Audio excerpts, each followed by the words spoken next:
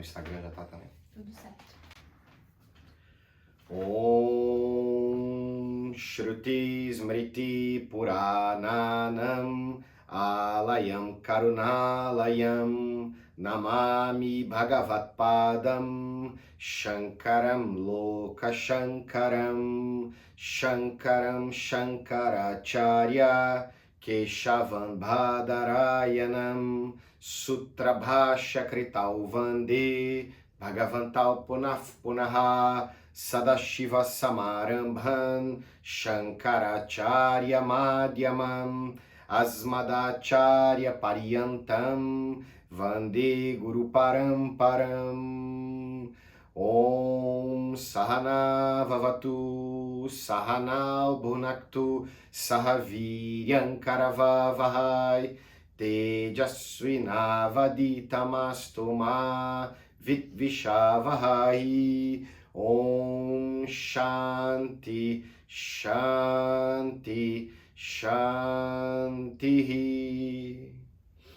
Om Parthaya Pratibodhitam Bhagavata Narayanena Swayam Vyasena Gratitam Purnana Munina Madhe Mahabharatam Advaitam Ritavarshinim Bhagavatim Astadashadhyainim Ambatva Manusam Dadhami Bhagavad Gita Bhavadveshini Namostu Te Vyasa Vishala Buddhe Pulara Vindaya Tapatra Netra Yena Tvaya Bharatataina Purnaha Prajwalito Jnana Mayaf Pradipaha Prapani Parijataya Totra Vetre Kapanaye Jnana Mudraya Krishnaya Gita Mritaduhe Namaha Sarvopanishado Gavaha Dogda Gopala Nandanaha Parto Vatsa Sudhi Bhokta Dugdang Gita Mritan Mahate Vasudeva Sutam Devam Kamsachanura Mardanam Devaki Paramanandam Krishnan Vande Jagat Gurum Bhishma Drona Tata Jayadratha Jala Gandhara Nilotpala Salyagrahavati Kripena Vahani Karnena Velakula Ashwatthama Vikarna Gora Makara Duryodhana Vartini Sotirna Kalupanda Vairananadi Kaivartaka Keshavaha Parasharya Vacha Sharoja Mamalam Gita Gandot Katan Nanakyana Kake Sharan Harikatha Sambodhana Bodhitam Lokesa Janasat Padeira Haraha Pepiamanan Muda Buya Bharata Pankajan Kalimala Pradwam Shina Shreya Sehe Mukan Karoti Vachalan Pangum Langayate Girin Yat Kripatamahan Vande Paramananda Madhavan Yam Brahma Varunedra Rudra Marutaha Stuvanti Divestave Vedei Sangapada Kramopanishadhe Gayanti Yam Samaga Dhyana Vasti Tathagatena Manasa Pashyanti Yam Yoginaha Yasyam Tam Navidu Sura Suragana Devaya Tasmai Namaha. E aí, pessoal, tudo bem? Oi, tudo bem, Lu? Tudo bem, Vânia? Oi, Ludmila, tudo bem? Rayara, oi, Fê, tudo bem? Sejam todos bem-vindos. Sabe que eu canto a Gita assim antes da aula, né? Mas se vocês forem dar uma pesquisada, assim, uma aprofundada na cultura indiana, vocês vão ver que na Índia tem uma galera que canta, assim, que é incrível de ver, assim, né? Os Brahmanes, eles são treinados desde criancinha para cantar o Veda todo, eles cantam muito. Eles sabem todos os, né, Vedas da sua família, todo Veda da sua família, são 4 Vedas, então dependendo da região da família, você grava um Veda, você canta um Veda inteiro ou você canta a Gita inteira. Não só a Gita Dhyana, como eu tento cantar aqui, mas canta a Gita toda. Você canta de tudo, né? E canta, e não só canta, mas é um show, né? A voz, a entonação, a pontuação, a pronúncia. É um show e é uma ciência. E demora muito para aprender. E tem pessoas, homens e mulheres, que são, assim, especialistas. Mas isso não significa que eles sabem quem eles são. Isso não significa o fato de você cantar mantras e ter toda essa técnica, toda essa expertise para poder cantar, não significa que a pessoa tem algo para transmitir além da sabedoria do próprio cantar, né? Que isso com certeza ela tem, porque ela está ali cantando. Mas não é algo que aponte para alguém que tem o conhecimento, né? Se fosse, aí teria uma população enorme na Índia livre do sofrimento, que não é o caso, né? Eles estão lá cantando e sofrendo.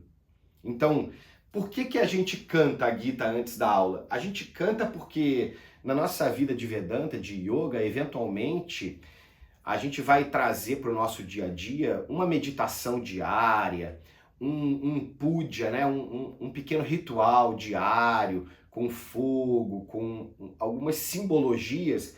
E uma das coisas que é sugerido como sadhana é o canto da Gita, né? Então a gente, aqui na aula, a gente ouve o professor cantando, eu escutava a Glória cantando, e daí depois, 7 horas da manhã, 6 horas da manhã, quando for o horário do teu sadhana, você põe ali a voz da professora Glória, não a minha voz, pelo amor de Deus, a voz da professora Glória, para cantar, e vocês vão cantando, entendeu? Vocês vão cantando. E daí na hora da aula aqui, você põe no mudo aí e canta, né? Se fosse numa sala presencial, eu falaria, canta mentalmente ou só sussurra, porque quando a gente está cantando errado, aprendendo ainda, que todo mundo canta errado quando está aprendendo, a gente não deve cantar em voz alta porque atrapalha quem está cantando certo, né? Confunde quem já sabe. Então, põe no mute aí, canta como está sozinho aí pode cantar em voz alta, não tem problema, mas canta de manhã nessa sua prática pessoal. E daí com muitos anos, né, porque essa Gita são muitos anos e a gente escuta várias vezes a Gita, eventualmente você vai cantar. E daí quando você cantar, quando você souber cantar, que nem eu mais ou menos aprendi a cantar, quem sabe cantar mesmo vai achar vários defeitos no meu canto. Mas não tem problema, porque para mim é o suficiente isso daqui, né? E é a minha forma de agradecer, de homenagear, de também passar a tradição antes da aula, mas cantar muito em sânscrito não é termômetro de conhecimento, sabe, gente? Porque senão, na internet mesmo, no YouTube, você coloca ali, tem uns indianos que cantam, tem criança, né, que canta muito, criança. Pode ser que esteja cantando igual um papagaio, nem sabe o que significa, né? Mas canta assim, que é uma maravilha. Então, é importante cantar e não é importante cantar, né? Essa é a maravilha do Vedanta. É muito importante, mas não tem importância nenhuma. Então, quando a gente canta por isso, porque não tem importância nenhuma e porque é muito importante. Então tá, então a gente está aqui no capítulo 16 da Gita, a gente foi até o shloka, o verso 10 na última aula. A gente está falando dessas pessoas que aqui Shri Krishna chama de asuras, né? Asura nada mais é do que a pessoa que tem uma filosofia de vida, e a filosofia, a base de todas as filosofias de vida é a felicidade, né? Você pode dizer, a minha filosofia para ser feliz é essa, aquela ou aquela. Pode ser qual for a filosofia, mas é para ser feliz. Então as pessoas que vivem essa filosofia de vida, que tem essa visão de que para eu ser feliz eu preciso conquistar os meus desejos, né? Para eu ser feliz eu preciso fazer o que eu gosto, o que eu quero, o que eu desejo e me afastar do que eu não gosto, do que eu não quero, do que eu não desejo. Essa é a filosofia de vida. Essas pessoas, elas são perigosíssimas, né? Porque ela tendo essa clareza de que eu preciso disso, é assim que eu vivo, é assim que eu acho que é o correto. Para ser feliz, esse para ser feliz dá uma força, dá como uma carta branca para a própria pessoa, para ela fazer o que tiver que fazer, né, para ser feliz. E essa visão de que é cada um por si, né? É cada um por si, essa visão de que a vida é isso aqui. Eu nasci e vou morrer, e acabou, e é cada um por si, e para eu ser feliz eu preciso realizar os meus desejos. Essa combinação aí dá essa ilusão diabólica que Krishna chama de asura. Mas essas pessoas, veja só, o que motiva elas é o que me motiva também, que é ser feliz, né? Então eu não posso ter raiva, porque a diferença entre eu e elas é só a ignorância. Elas querem ser felizes, eu quero ser feliz. Uma vez me disseram, para ser feliz não basta realizar os seus desejos. Para ser feliz você tem que acalmar a mente e naturalmente você vai se sentir feliz.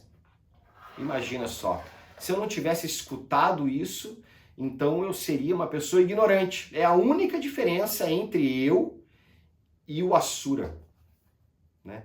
Então, o Asura a gente deve comparar com um tigre, né? O tigre, eu não tenho raiva do tigre. Eu não posso ter raiva do tigre porque o tigre é violento, é agressivo e ele não vai pensar duas vezes antes de me devorar, né? No momento que ele estiver me devorando, eu posso ter medo, eu posso estar inconformado, mas eu não vou estar com raiva. Por que você está fazendo isso, tigre? Né? Eu não tenho como, porque devido à ignorância do tigre, ele não tem a capacidade de discernir, então ele está agindo de acordo com o que, no caso do tigre, o instinto dele, né, guia. E o Asura, ele também é um ser instintivo. Essa pessoa ruim, que eu falei na última aula, que é a maioria das pessoas, e é a maioria mesmo, porque, olha só, gente, 100% das pessoas querem ser felizes. Qual o percentual dessas pessoas que querem ser felizes? Todo mundo quer ser feliz. Qual o percentual que diz, eu quero ser feliz, mas eu entendo que não é realizando só as minhas vontades que eu vou ser feliz? Ou então que eu quero ser feliz, mas eu não estou disposto a passar por cima dos meus valores para ser feliz. Eu quero ser feliz, mas eu refleti e a felicidade realmente não pode ser conquistada em algo que é passageiro. Quantas pessoas que a gente conhece que passaram por esse processo de reflexão? Poucas, algumas, graças a Deus, algumas, né? Mas poucas. E daí, quem a gente conhece é mais ou menos um reflexo da sociedade, mais ou menos, né? Porque o yogi, a pessoa de valor, a boa pessoa, ela tem uma tendência a se cercar cada vez mais de pessoas com valores também, né? Então a gente pode ter a ilusão de que a sociedade é uma maioria boa. E quem é o Asura, que é o oposto do yogi, que atrai essas pessoas com essas características sem valores, então deve achar que todo mundo é como ele, é péssimo. Então, não é nem um extremo nem outro. Nós, yogis, temos que ter esse bom senso de saber que tem muito tigre por aí. E que, portanto, eu não preciso ter raiva, mas eu tenho que me cuidar. Olha, ali naquela floresta, depois das 6 da tarde, o tigre está caçando. É a hora do tigre. Tiger time. Lá nos Himalaias, Quando a gente vai andar lá nos Himalaias, tem isso, a hora do tigre, a hora da naja. O que a gente faz nessa hora? A gente não caminha na trilha, né? Eu não tenho raiva do tigre, mas na hora do tigre é aconselhável que você não caminhe. Então, 6 horas da tarde, ou você já foi para onde você está indo, ou você fica onde você está. Você não tem raiva. É fato, ali tá o tigre, né? E da mesma forma na nossa sociedade, depois das 10 da noite, é a hora do tigre também. Depois das 3 da manhã, é a hora do tigre esfomeado. E você é o único Bambizinho que o tigre tá vendo. O Bambi andando na floresta. Um Bambi dourado andando na floresta às 3 da manhã. É assim que eu imagino, né? É muito difícil criar filha, cara. Fica vindo umas imagens assim na cabeça, né? As nossas filhas que a gente cuida com tanto amor, tanto carinho, às 3 da manhã na rua. Como será? Né? Os tigres esfomeados e os Bambis saltitando, achando que a vida é boa, que todo mundo é bacana, que todo mundo a gente pode confiar. Então, aqui, Shri Krishna está mostrando pra gente que essas pessoas que têm essa visão como o tigre, baseado na ignorância, que vivem pelo instinto. Por que vive pelo instinto? Porque a diferença é você vive pelo instinto ou você pensa. Você é um ser pensante, uma pessoa que raciocina antes de agir, ou você age pelo instinto, né? Quanto mais tarde, mais pelo instinto. Quanto mais long necks, mais pelo instinto. Quanto mais cedo, menos long necks no sistema, mais eu penso antes de agir. Então, o ser demoníaco é como o tigre. A gente não deve ter raiva. Veja bem, se eu tivesse nascido tigre, eu seria o tigre. Né? Se eu fosse ignorante, não fosse yogi, eu seria o tigre acordado às 3 da manhã com 26 long necks, né? Até às 3 da manhã. Eu tô falando isso porque é o que eu vejo. Então, essas pessoas não devem ser odiadas por nós yogis, assim como a gente não deve odiar o tigre. Mas a gente tem que tomar cuidado, né? Tomar cuidado com elas para se manter relativamente distante, né? Relativamente distante. O tigre de barriga cheia não dá nada. 2 horas da tarde pode andar, porque o tigre está dormindo de barriga cheia. Então a pessoa assura, ela não é assurona, super assura o tempo todo. Tem hora que dá para conviver. E tem hora que a gente tem que se afastar. Tem hora que não tem. Agora, tem alguns que não dá. Estão sempre esfomeados. Esses a gente tem que ficar totalmente afastado. Então, esses asuras que estão aí pelo mundo, vivendo como tigre, que Shri Krishna está mostrando pra gente que a gente tem que identificar, pra gente tomar cuidado com eles, do lado de fora, e tomar cuidado com eles dentro da gente também. Porque o tigre também mora dentro de mim. Sabe aonde? Quem é o tigre? O tigre é a mente. O tigre é a mente. O tigre que está lá vivão no Asura, dominando, como possuindo, a gente pode dizer assim, nada mais é do que a mente que possuiu a pessoa. A mente que dominou o Atma, devido à ignorância. E nós também temos essa mente, né? O yogi não é livre de mente. Então eu quero o quê? Eu quero acalmar samatvam, a minha mente. Eu quero controlar nirodha, a minha mente. Eu quero, não é só olhar para fora e ver os defeitinhos, mas olhar também para dentro. para nossa famosa sombra, né? Porque todas as características do Asura e todas as características do Deva potencialmente existem em mim também, né? Se eu estimular, se eu, né, não cuidar, não ficar bem atento, também estão estimuladas em mim. Então, é com esse objetivo que Krishna está dizendo para Arjuna, para nós, sobre essas características. E, obviamente, o principal, né? O que eu ganho, o que eu perco? Dando corda para a mente, né? Indo atrás da mente, dessa filosofia, dessa visão da mente, aonde a certeza que a felicidade está ali no mundo, nas coisas, nas pessoas, nas experiências, nos momentos.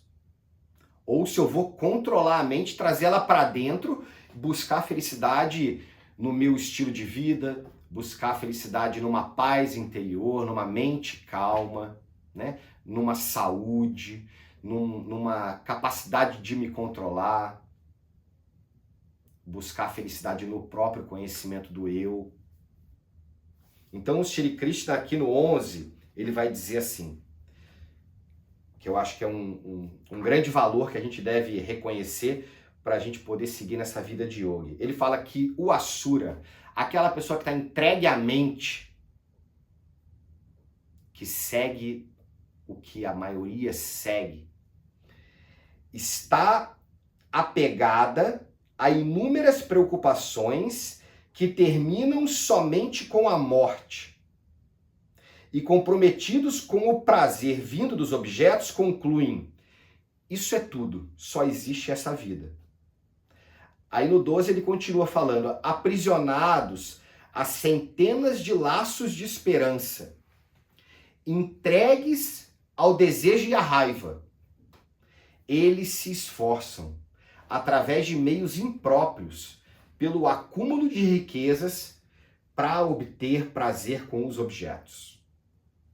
Esses dois versos são maravilhosos para a gente analisar, aprender o que a gente tem que evitar, o que a gente tem que tomar cuidado e o que a gente pode ir, que não tem perigo, né? Então ele começa dizendo aqui que essas pessoas que colocam a felicidade grudada nas conquistas do mundo.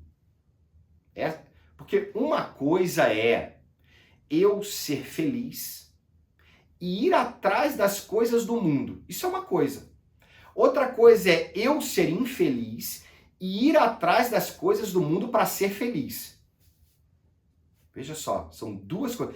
E nos dois cenários eu vou atrás do mundo. Porque eu estou vivo, eu estou no mundo, né? Eu não estou no mundo espiritual. Eu nasci, então eu estou aqui para aproveitar a vida mesmo, para viver a vida. Não tem problema viver a vida. O problema é, eu preciso disso, daquilo na vida para ser feliz. Esse é o problema. Eu sou feliz e vou aproveitar a vida. A diferença é total, mas você não está abdicando do mundo, né? Porque ninguém aqui é monge para abdicar do mundo. E mesmo o monge que abdica do mundo não abdica da felicidade, né? Então a felicidade continua estando aí para todo mundo. Só que quem coloca a felicidade nas conquistas do mundo não vai conseguir largar nunca essa busca. Porque quando eu coloco a felicidade nas coisas do mundo, cara, é certo que eu vou ficar sempre desejando mais, né? E vai ser insaciável. É um desejo insaciável. Não é algo que é possível ser preenchido. Então, até o último suspiro, a pessoa fica insatisfeita. Essa que é a parada. Até o último suspiro, a pessoa fica insatisfeita, fica desejosa, buscando. E qual é o problema aqui? O problema é o seguinte: eu buscar, eu correr atrás, eu desejar, faz parte da vida, tá? Faz parte da vida. faz parte da vida numa fase da vida, não pelo resto da vida. Por uma fase da vida, é muito importante eu correr atrás dos meus desejos. Até para descobrir que a realização dos meus desejos não trouxe a felicidade. É muito importante. Não tem como eu abrir mão de correr atrás dos meus desejos se eu nunca corri atrás dos meus desejos. Você não está abrindo a mão de nada. Não está, né? Não tem vairagem nenhum aí. Correr atrás dos meus desejos e paralelo, em outro caminho, buscar a felicidade. Outra coisa. Não buscar a felicidade e não correr atrás de desejo nenhum na vida, não ter plano nenhum, não ter projeto nenhum, não ter nada. Não é isso. Então, na tradição védica, os Vedas dizem que dos 25, ou melhor, desde que a pessoa nasce, mas principalmente dos 25 aos 50 anos, é uma fase irádias, uma fase de produção, uma fase de busca, né? Uma fase de ação, aonde eu busco.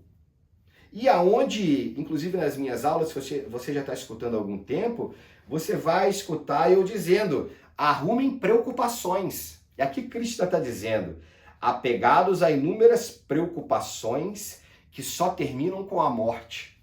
E eu falo nas aulas, vai arrumar uma preocupação. Tenha filhos, case, abra um negócio, adote um cachorro, faz alguma coisa, arruma algumas preocupações, porque essas preocupações que vão te amadurecer, né?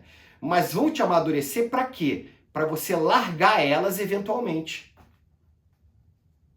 Você vai atrás das coisas do mundo para eventualmente largar, porque como paralelo às coisas do mundo, paralelo, você continuou estudando, continuou meditando, continuou praticando, continuou com a sua vida de yoga como base, com os seus valores, então eventualmente você vai conseguir largar.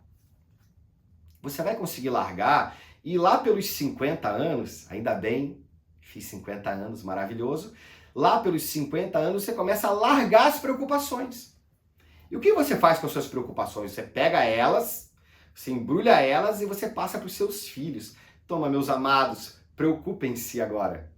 Agora vocês fazem um Pix para o papai, todo dia 30, fazem um Pix, e o papai não tem mais preocupação. Agora vocês seguem a vida de vocês e me sustentam. Porque eu sustentei vocês por 25 anos, né?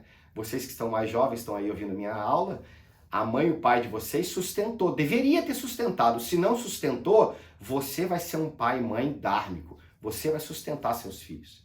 E é muito bom poder sustentar os filhos. Aliás, é muito bom não. Tem que fazer. É a minha obrigação número 1 como yogi. Número 1, sustentar meus filhos. Não deixar faltar nada para os meus filhos. Esse é o meu sadhana espiritual principal. E você vai, eventualmente, ter menos preocupação. Então, lá nos 50 aos 75 anos, você vai fazer essa transição, né, das preocupações. Toma aqui, as preocupações agora são suas. Lá na Índia eles falam, não precisa de plano de aposentadoria, nem seguro-saúde, não precisa de nada disso. Basta você ter filhos, né? Basta ter filhos. Então, tenha muitos para dividir o peso do pai e da mãe. Tenha muitos, é bom. Não tem problema ter muitos. Inclusive, facilita para eles, porque eles revezam, né? Um mês um paga mais, outro mês um paga menos. Um que está melhor de vida vai poder ajudar mais. Outro filho que está ainda mais novo não pode ajudar menos. Mas não tem tanta grana, mas tem mais tempo disponível. Pode ajudar, pode levar para passear o velho, pegar sol, passear na praia. Tudo isso que a gente vai ter que fazer. Sabia que a gente vai ter que trocar as fraldas dos nossos pais? Sabia? Sabia que alguém vai ter que trocar suas fraldas? Então é bom você trocar as fraldas dos seus filhos sorrindo, porque eles vão trocar as suas fraldas, né? Então tudo isso daí, Para que essas fases da vida são tão importantes serem vividas? Porque eventualmente eu não quero mais me preocupar, eu não quero ficar preocupado até o meu último suspiro, entendeu? E essas pessoas, esses asuras, eles são tão preocupados até o último suspiro, eles não falam sobre a morte, né? Eles não passam as responsabilidades para os filhos, eles não passam nada para os filhos, bens materiais, enquanto está vivo, nada. Imagina, doar as coisas enquanto está vivo é inconcebível para quem é materialista, né? O yogi, se puder, já dá tudo com 50, 60 anos, só o Pix no fim do mês. Só o Pix para pagar o básico. No mais, podem ficar com tudo. Com as preocupações e também com o que, seja lá, você tiver conquistado ou não. Se tiver conquistado só dívida, os filhos ficam com as dívidas. Não tem problema. Se você fez com amor, com dedicação, você pode passar para os seus filhos herança ou dívida. Não, é igual, não tem problema nenhum. A preocupação é deles. Né? E aí agora, depois dos 50, dos 60, dos 70, o que o yogi faz? O yogi acorda de manhã e vai ser feliz. Não estou preocupado com mais nada. Eu quero o quê? Cuidar da minha saúde, da minha carcaça, para eu poder viver bastante. Para eu poder ser feliz nesse mundo por muitos anos. O que tiver que ser também. Amanhã caiu um meteoro na minha cabeça, acabou. Né? Deu um ataque fulminante, acabou. Tá tudo bem. Na hora da morte eu vou estar relaxado, um pouco de medo, porque a mente reage, mas relaxado. Agora essas pessoas aqui não, eles não confiam nos filhos. E o filho que tem um pai que não confia, uma mãe que não confia, casa com alguém que também não dá para confiar. E daí vocês já viram o que acontece. A filha casa com um picareta, o filho casa com uma picareta. Você não confia nos filhos, não confia no genro, não confia na nora, não confia em ninguém. E você então, inúmeras preocupações que vão até o fim da vida do Asura. Que raio de vida é essa que essa pessoa está buscando? Ela queria só ser feliz. Mas ela é tão ignorante como um tigre que ela seguiu por esse caminho. Krishna está dizendo... Não vai por aí, gente. Eu ensinei para vocês lá nos outros capítulos uma vida de karma yoga. Ensinei sobre valores. Ensinei sobre o que deve ser feito. Ensinei sobre meditação. Já falei sobre Ishvara. Já falei sobre a visão cósmica. Já falei tudo. Eu estou falando de novo porque ainda assim a tentação está sempre ali. A gente tem a semente do Asura dentro de nós. Né? Alguns, basta uma gotinha para ela germinar. Outros não, precisa tomar um banho para germinar. Mas germina. Cada um sabe da sua. Cuidado. Né? Aquela grande capacidade do yogi, chama dama.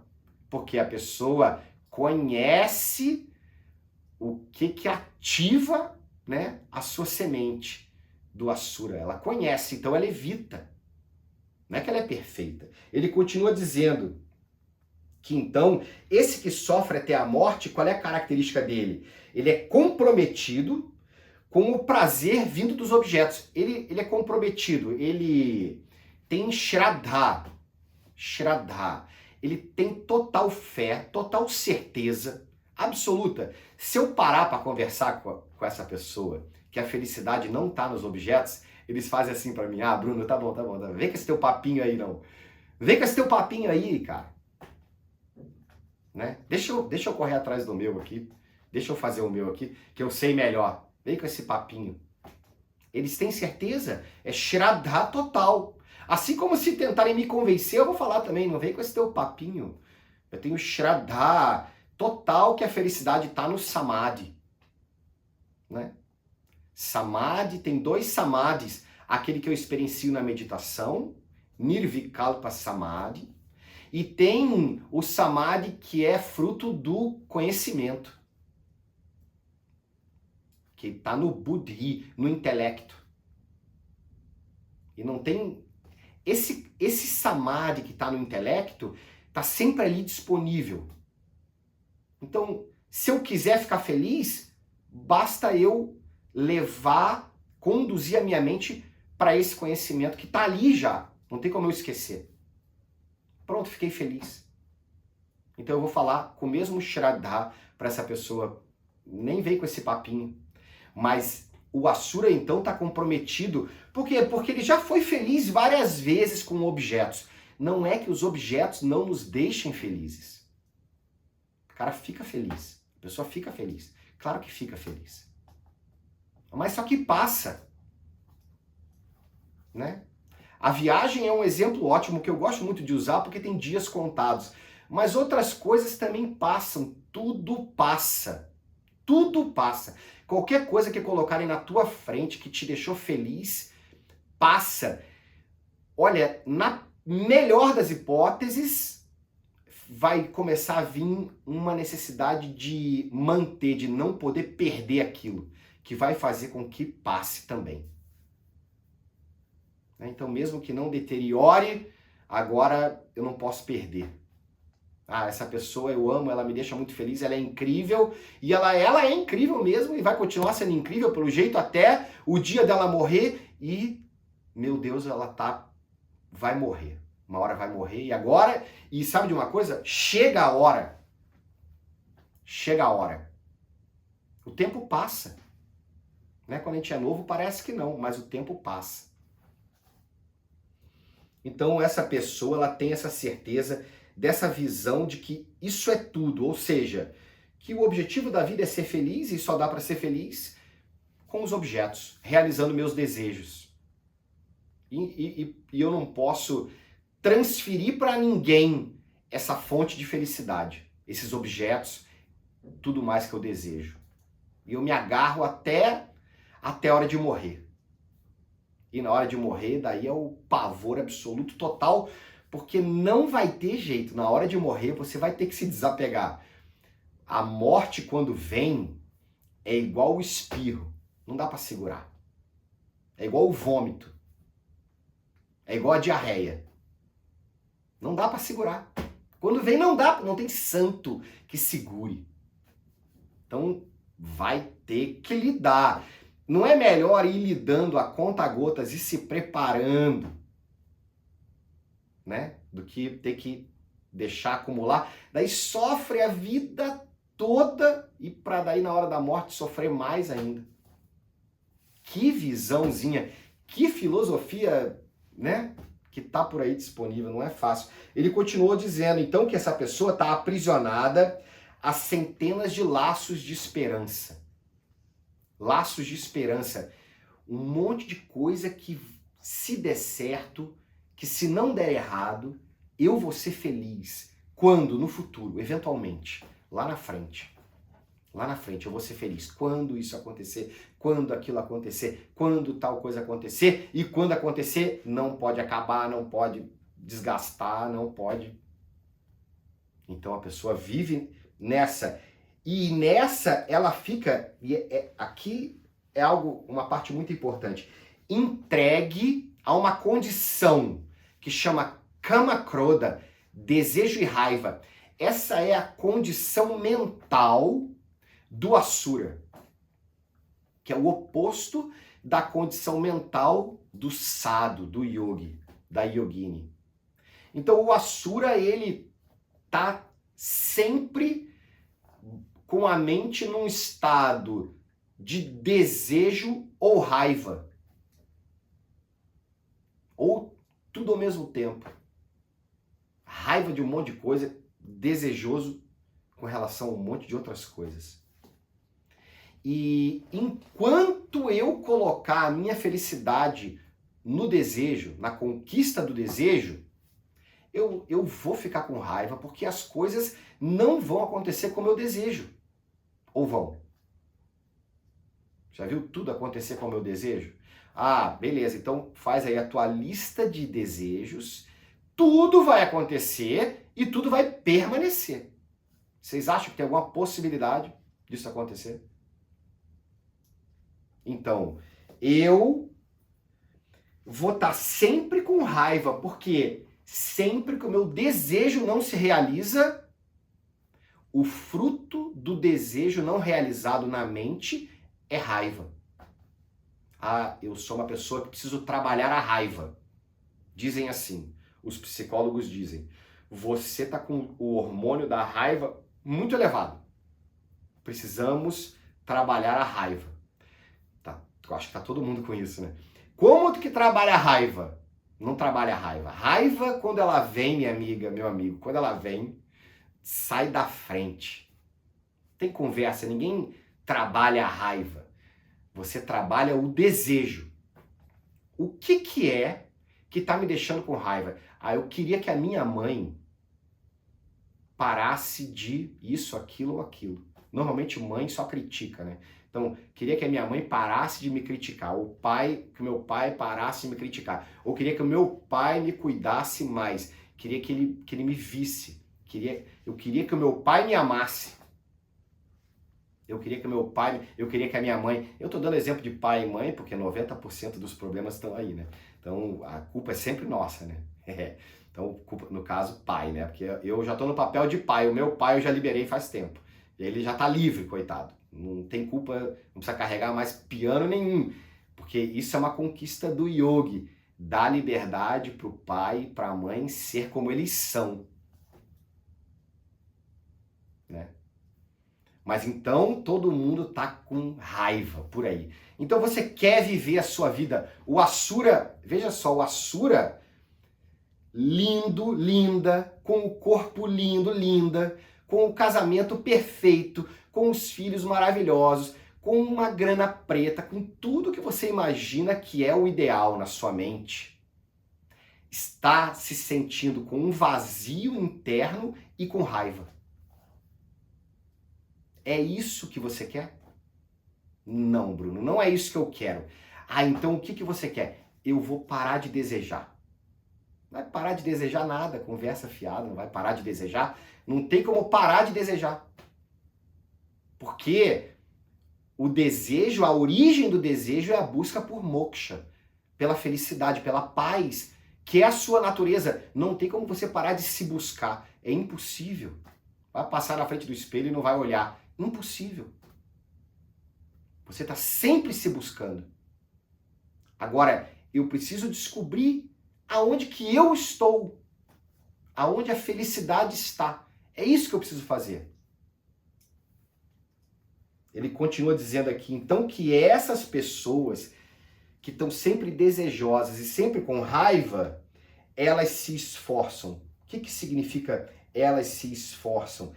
Fazem ação, ação, ação, ação para conquistar, seja lá o que for que ela deseja, para ser feliz. E isso chama karma. Essa ação que é feita para ser feliz gera um resultado, palam, um fruto. Olha só, a ação que eu faço para ser feliz, devido ao fruto dessa ação, gera esse fruto, esse palam. Agora, quando eu faço uma ação e eu não busco ser feliz com o resultado dela, não gera fruto. Não gera palam. A pessoa faz a mesma ação. A diferença é que um pretende ficar feliz com o resultado daquela ação e outro sabe que a felicidade está em outro lugar. Os dois fazem a ação. Esse que faz a ação para ser feliz joga os seus valores de lado, porque para ser feliz eu passo por cima de todos os meus valores.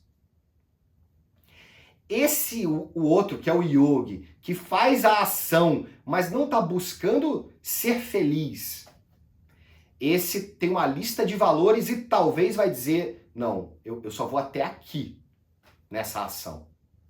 Daqui para lá, daí os meus valores, daí não vale a pena, porque daí vai tirar a minha paz, né? Daí vai mexer no meu estado mental, daí eu não vou alcançar a felicidade que está em outro lugar. Que eu preciso dessa paz, dessa calma para realizar ela. Então essa é a diferença. Então, aqui esses asuras continuam se esforçando muito, muito, fazendo muita ação. Muita ação. 996, eles chamam agora. É trabalhar das 9 às 9, 6 dias por semana. Não é 5 para 1, nem 3 para 4. É 6 dias por semana, das 9 às 9. Trabalhar. Trabalhar, trabalhar, trabalhar, trabalhar. Ou seja, se esforça, se esforça, se esforça, se esforça para ser feliz, para ser feliz. E o que ganha? Outro nascimento, outro nascimento, outro nascimento, outro nascimento, mergulhado na ignorância, no sofrimento, na raiva, no desejo. Outro nascimento tão ignorante quanto esse que o Asura está vivendo. E óbvio que o Asura que está vivendo uma vida de Asura já está vivendo essa vida porque aprontou um monte nas outras vidas. Está aprontando nessa, então a próxima vai ser pior ainda. Mas a filosofia deles, lembra no verso anterior? Ele disse, isso é tudo. Então não tem nem outra vida para lá, nem para cá. Isso é tudo também no sentido de que a felicidade está nos objetos. Isso é tudo. Não tem esse papo de moksha, de samadhi, não tem nada disso. Então não tem moksha nem agora, now, nem moksha depois da morte. Não tem nada. Ele continua falando. Eles que se esforçam muito através de meios impróprios, foi o que eu falei, né? Através do adharma, porque ele se esforça muito para ser feliz, e então ele detona com os próprios valores, segue no adharma. E daí ele vai atrás como? Pelo acúmulo de riqueza. Ele quer ser feliz através do acúmulo de riqueza. Essa riqueza pode ser material financeira, pode ser riqueza intelectual através de diplomas e formações e tudo mais. Pode ser a riqueza física através da beleza também. Tem vários tipos de riqueza, né? Vários tipos de riqueza. Então, riqueza na tradição védica é Lakshmi. Lakshmi. Lakshmi é a mãe, né? Agora a gente vai celebrar Navaratri, né? Então, as nove noites da deusa. Daí começa com Kali e depois Lakshmi, depois Saraswati. São as 3 formas da mãe, né? Porque daí, no caso aqui, a gente está chamando Deus de mãe, porque Deus não é pai, não é o Senhor, nem é mãe, nem é senhora, né? Mas às vezes a gente chama de Senhor, às vezes a gente chama de mãe. E daí, quando a gente está falando da deusa, a gente está falando dessa benevolência, dessa que cuida, que te presenteia, que te dá as coisas, né? Então, quando uma mãe Lakshmi, que é as 3 primeiras noites, Kalima, aí depois Lakshmi, e depois Durga. Então, aqui Lakshmi, a deusa, Deus, quando dá riqueza, dá exatamente o que você precisa. Exatamente o que você precisa. E esse exatamente o que você precisa pode ser em abundância. Não existe essa visão que a gente tem lá no cristianismo de que é mais fácil um camelo passar no buraco de uma agulha do que um rico entrar no reino dos céus. Isso não existe na tradição védica. Na tradição védica, a prosperidade é a mãe, é Lakshmi, é um presente. O Swami Dayananda costumava dizer assim, que a prosperidade, quando vem, é igual semente de mamão. Viu? Quantas sementes vem no mamão? Vem contadinho? 2 sementes por mamão? Ou vem semente que, meu Deus do céu, é semente que dá para jogar fora de tanta semente que vem? Quando vem, vem assim. Então a questão é que a busca pela riqueza, ela pode envolver ganância ou não envolver ganância. O quanto eu preciso de riqueza, Deus sabe. Vai me dar o tanto que eu preciso. A ganância vem quando essa riqueza vai me gerar felicidade. Daí não tem fim. Eu quero mais, eu quero mais, eu quero mais, eu quero mais. Mas quando essa riqueza não for geradora de felicidade, o que vier é Lakshmi. É um presente, não tem pecado nenhum. Né? Então, por exemplo, uma coisa muito bonita que eu ouvi essa semana de um professor que eu comecei a escutar agora, é um Swami lá na Índia. Aliás, aulas incríveis. Quem fala inglês, eu aconselho. Chama Voice of Rishis. O site dele tem no YouTube também. Mas tem pouca coisa em inglês. A maioria é em Tamil, em Malaio, não sei o que, mas ele é muito bom. Ele falou o seguinte, que tem alguns sannyasis, alguns sadhus, desses que andam na Índia, que né, chega aos 75 anos, ou a idade que for, e abre mão de tudo, da família, abre mão do mundo, da sociedade, e vai passar a vida com o céu como sendo o seu teto, e focado só na sua vida espiritual, na sua prática, no estudo, na prática de yoga. Ele diz que tem dois tipos de sadhu, de sannyasi. Aqueles que vivem de bhiksha, ou seja, que vivem do que os outros dão, né? A pessoa ela não tem nada na vida e ela diz assim, vou virar sannyasi. Lá na Índia tem um problema sério isso, porque muita vagabunda no sentido de gente que não quer fazer nada, muito vagabundo vira sannyasi, né? Porque daí não vai passar fome nunca, não vai faltar hospital nunca, onde dormir nunca, vai ficar lá o dia inteiro jogado na praça, né? Ganhando uns negocinhos, ganhando uma comidinha, vivendo aquela vida mais ou menos, maravilha. Que é muito perigoso esse estilo de vida, porque tem essa tendência a incluir pessoas que estão confusas, né? Mas tem um outro tipo de monge que também é um ex-karma yogi, assim que ele falou. Esse outro tipo de monge não vive de bhiksha, ou seja, não vive de doação. Esse outro tipo de monge foi uma pessoa ativa na sociedade, conquistou, acumulou riqueza suficiente para poder cuidar de si com seus próprios recursos. E daí, cuidar de si significa cuidar de você mesmo e de quem depende de você. Se você não tiver um passarinho para dar água, então é cuidar só de você. Se você tem 2, 3 filhos, sogro, sogra, marido, mulher, aquilo tudo, é cuidar de todo mundo. Aí então, esses swamis, depois de ganhar o tanto necessário que eles precisam, a Lakshmi dá tanto para eles que eles conseguem sustentar a família, se sustentar, e eles então cozinham a própria comida. Essa que é a diferença. Um vive da comida que é cozida pelos outros, um yogi, e o outro yogi vive cozinhando a própria comida. Então recebe bhiksha de Deus.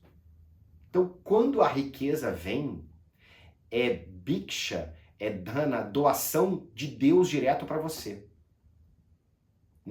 Não tem nada a ver. Agora, veja só, uma coisa é você conquistar as riquezas do mundo com valores.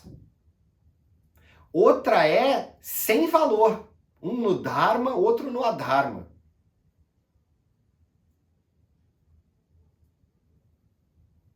Então, muito interessante que a gente saiba dessas possibilidades. Que o mais importante, e principalmente aqui no Brasil, é que se eu não quiser me preocupar para o resto da vida, eu vou ter que gerar riqueza suficiente para me sustentar até o fim, sem eu incomodar ninguém. E daí então, dos 25 aos 50, gás. Vai trabalhar. Vai guardar dinheiro. A hora é essa. Não deixa para depois. Fica a dica. depois dos 50, tudo é mais difícil. Ah, é impossível? Não, não é impossível, mas é mais difícil. Tem gente que conseguiu? Tem gente, mas é bem mais difícil.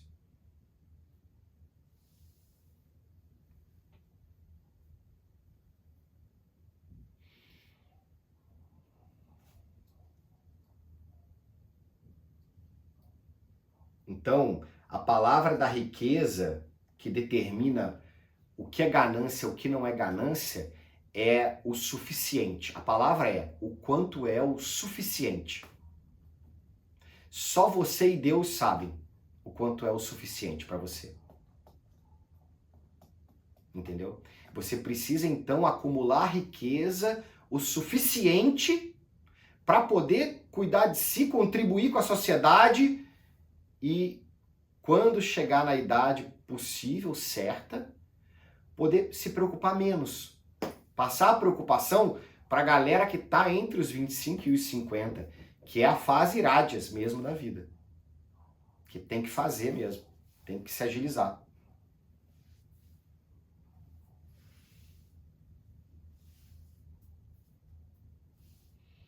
Então é isso, gente. Hoje nós vamos parar aqui, porque daí a partir do 13, daí o 13 e o 14 vêm juntos, daí a gente já vai falar na próxima aula, tá? Om Tat Sat.